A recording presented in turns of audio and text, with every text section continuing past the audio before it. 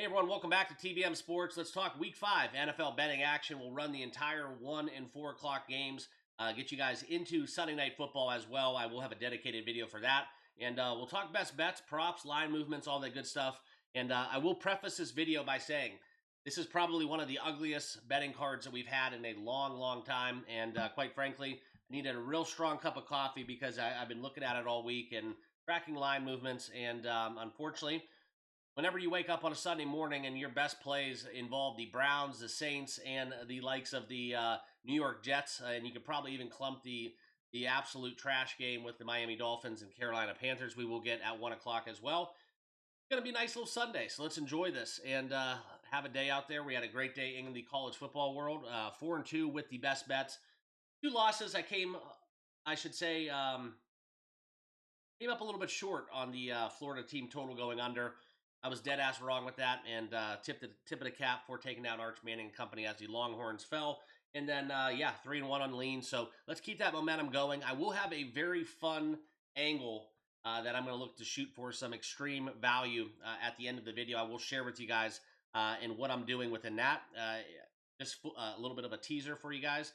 Not a teaser. It's going to be a touchdown parlay. So we're going to shoot for one of my angles that I do like to take advantage of. So a little bit of a fun coupon. We'll have a little bit of fun with that one towards the end of this video. But let's get down into the betting action. And like I said, guys, this is absolutely ugly. Okay, but I do like some props quite a bit. If we look into Outlier, this is what we're going to use to break down the best numbers available to the respective sports books. If you're not using Outlier, I highly recommend you do so. 7-day free trial down below in the description.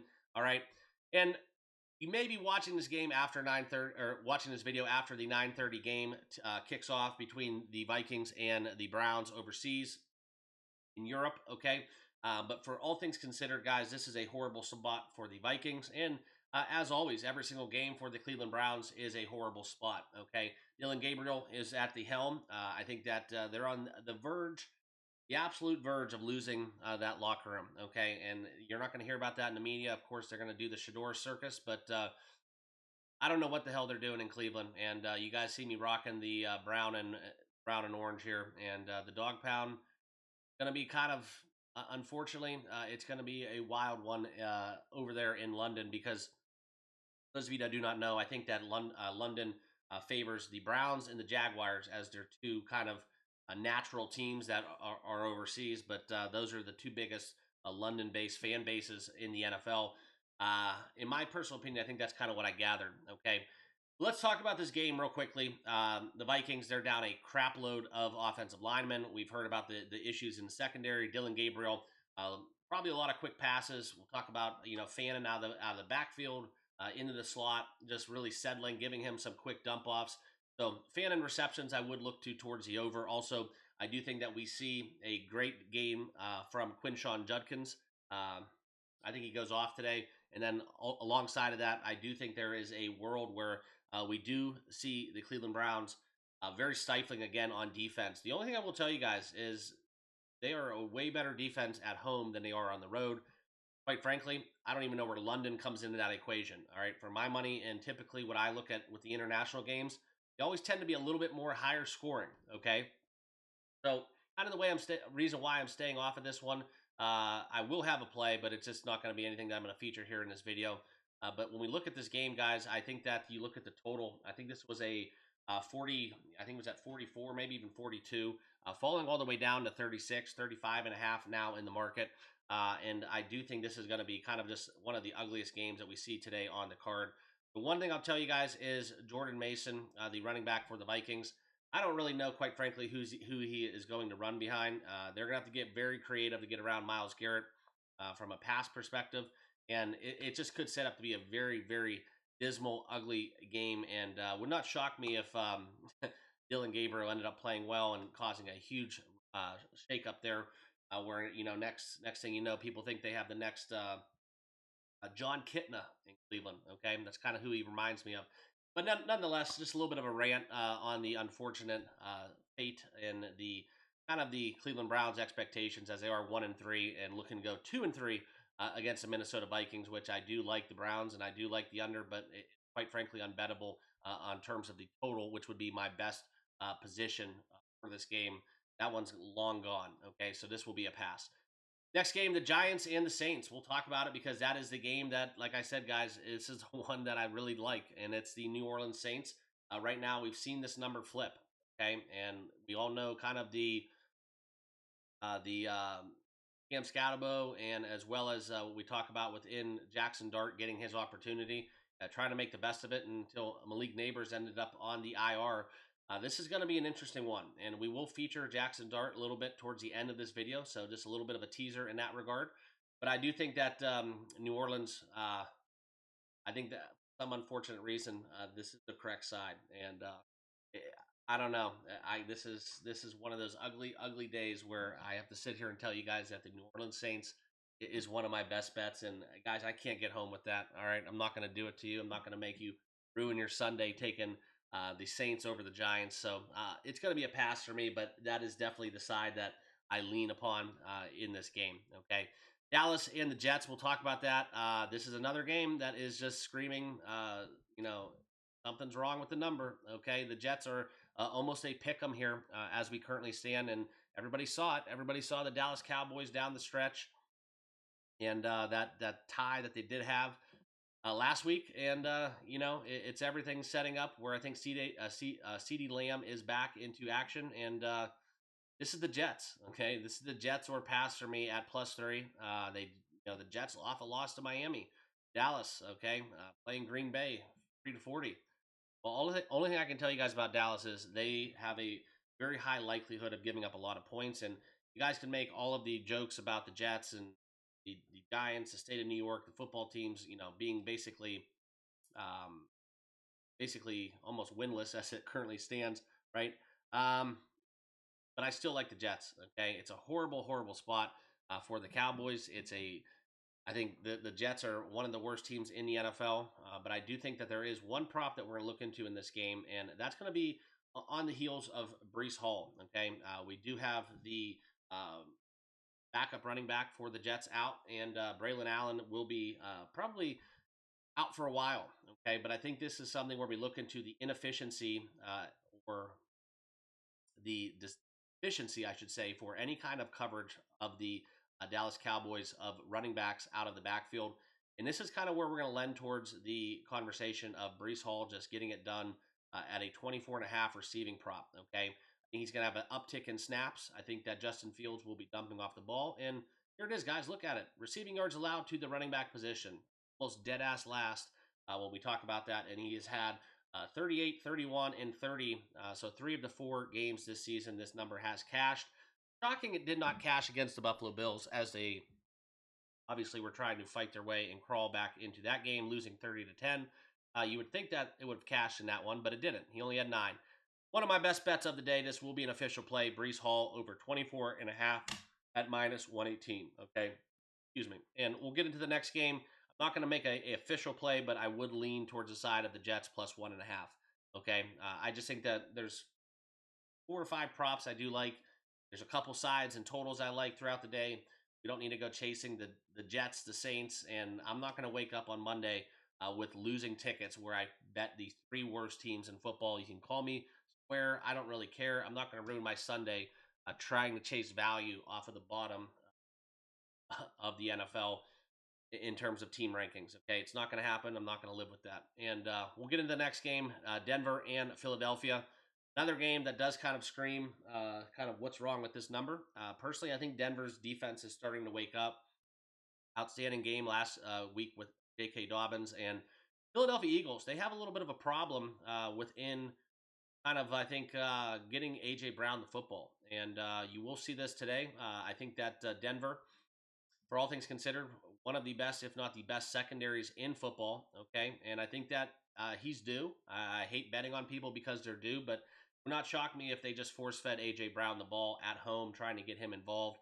Not been the same, I guess you would say, dual threat within Saquon Barkley and Jalen Hurts in the backfield, for all things considered.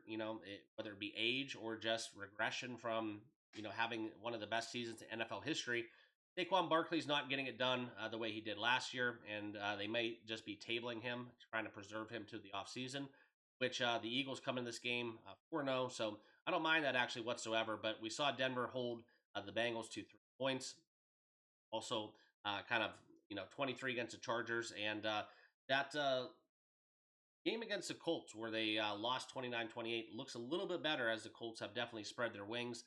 Denver's defense is good. I think they do show out. It's a tough spot on the road. Anytime you play in Philly, it's going to be tough. I think they will try to run the football. I like J.K. Dobbins going over his rushing yards. I think it's entirely too low at 50 rushing yards. Still fine at 50 and a half. And also, we'll look into kind of the touchdown market right now because I think this is still relevant as we look to digest what we're seeing from touchdown score. Okay. I'm going to call it what it is. If we look for Jalen Hurts right here, it is extremely, extremely profitable. Okay. And you've been on the Jalen Hurts train, keep riding it. I think that over a half touchdown at minus 130 off of a game where he did not find the end zone. This is, for my money, one of the best touchdown props of the day. I know they're going against the Denver defense that does not allow rushing touchdowns that often, but still, get any kind of PI or any time you get Jalen Hurts close to the red zone, this is a live bet at minus 130 with with a lot of value. Okay, so I do like him in that spot. Also, if we're going to talk touchdowns, if we do think that this trend continues, the one player that I would target on the opposite side of the ball, J.K. Dobbins failed to meet the end zone last week. I think he could get back in that equation, but kind of a more longer shot here, R.J. Harvey. I like me some R.J. Harvey. He's new to the scene. For those of you that do not know, check out him. We're going to have an official best bet with him in this game as well. Okay. And I also do want to kind of shed some light on the likes of A.J. Brown because I do think that they do try to get him more involved in that plus 200. That's one of the highest plus money prices on A.J. Brown to score a touchdown that we've seen. But I'm not going to go kind of saying I told you so. This is the week for A.J. Brown. Only 2 receptions last week in a plus matchup against Tampa Bay. I think he could still be in line for some bad numbers, so we're going to pass on that. But I will feature, like I said, I keep telling you guys, we're going to have something fun at the end of this video, so make sure you stick around where we do feature this game at a touchdown parlay. Okay, so we'll get continuing onward. And Miami and Carolina, that's the other one we're going to talk about. Another kind of game where you just want to turn the channel, okay? This one will really be a kind of a barn burner, 1-3 for both teams collectively. And I do actually want to talk real quickly. This is another best bet in the prop market. We're going R.J. Harvey with the Denver Broncos over receiving yards. We're going to go over 10.5. He had 40 last week. In the last 3 weeks, 16, 14, and 40 respectively.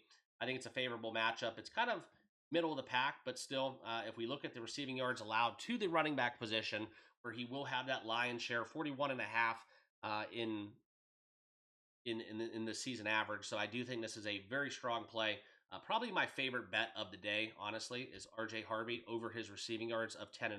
Okay, so lock that one in. But we'll go back into the board talking about Miami and Carolina. This is one where I think the market right now for Devon Achane is still too low. So if you want to find any bright spot there in that Miami offense with Tyreek Hill, you've seen the memes. I mean, you can't help not to laugh at that. But unfortunately, his season is over. And going over a half touchdown at minus 125, Devon Achane has been one of the more profitable bets I've had this season, taking him to score touchdowns. And I think this does continue against the Carolina defense where Achane finds the end zone. This may be a little sneaky high-scoring game as well.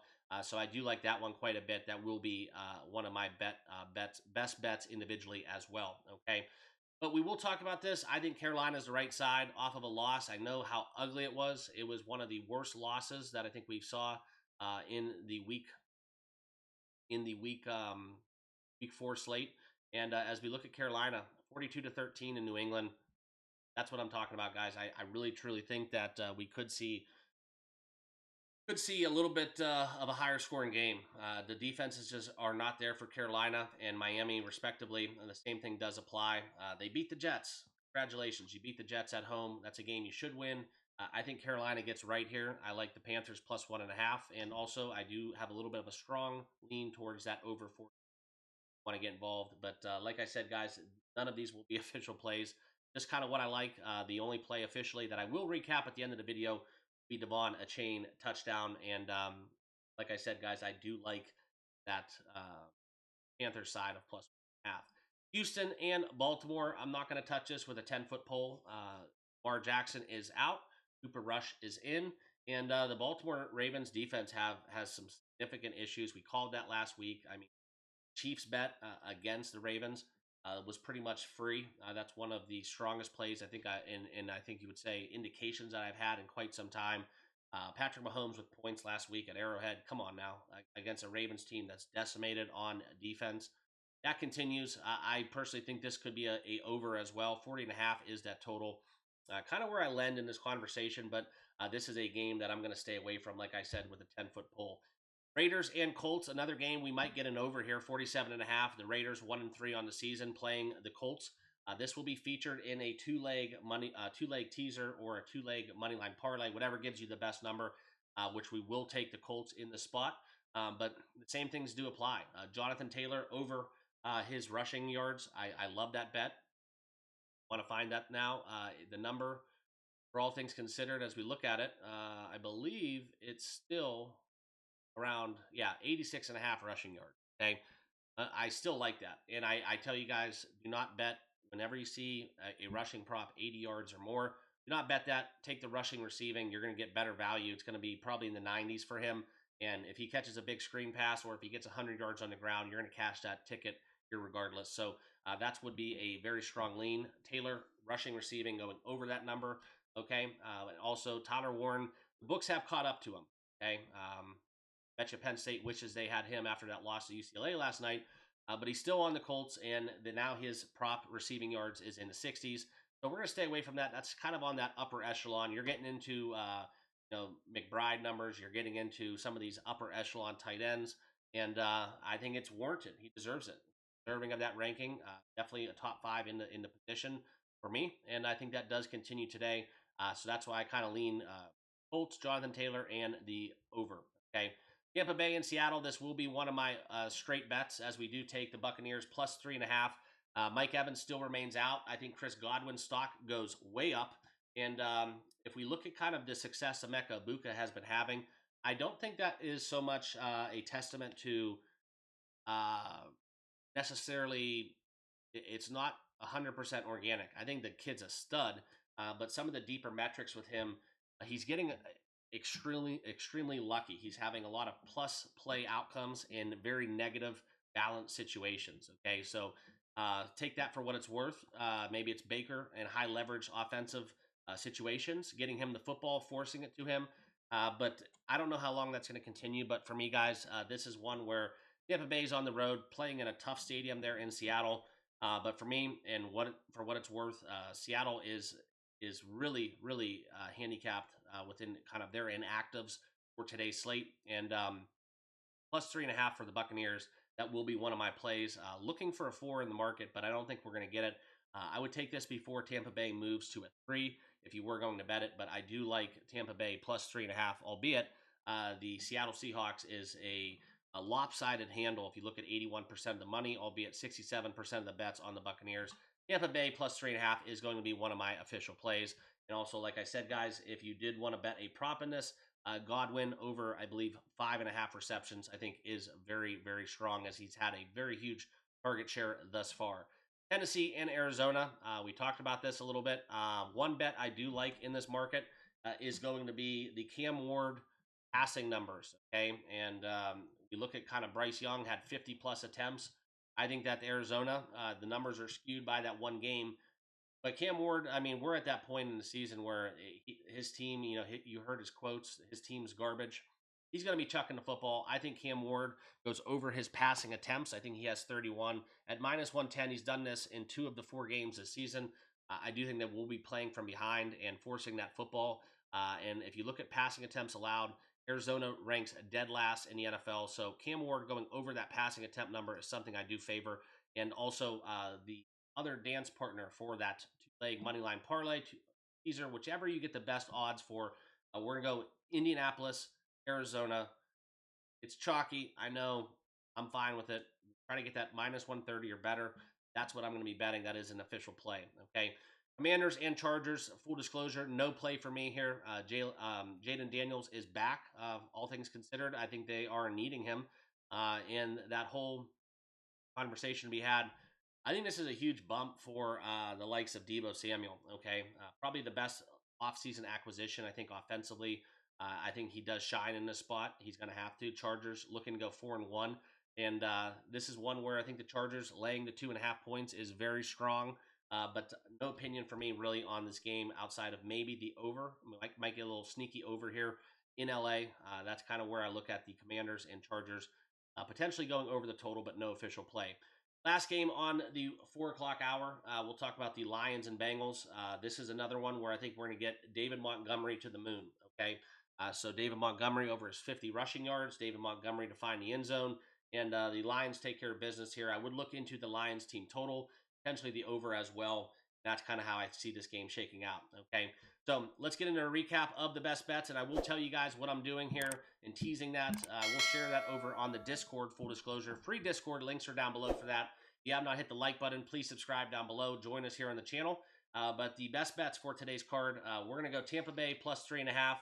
Arizona, Indy, 2-leg teaser, 2-leg money line parlay, whatever gives you the best number. If you want to take Arizona, Indy, both -1, that's what you're going to get in a teaser. That should be at a -125, -130, depending on which book you use.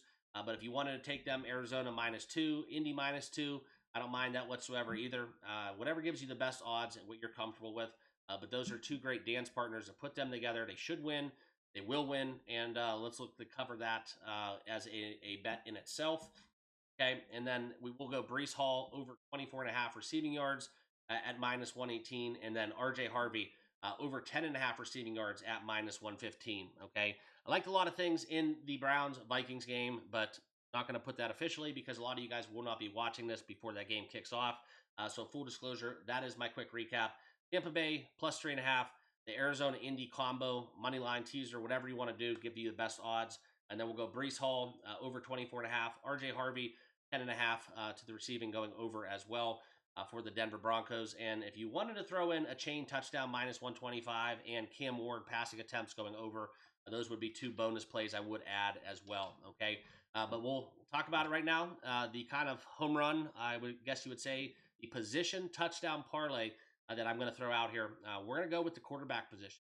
Okay, I think we have 4 or 5 quarterbacks that will find the end zone. I will share with you guys my final parlay, but we're going to go with the rookies here. It will be featuring Jackson Dart.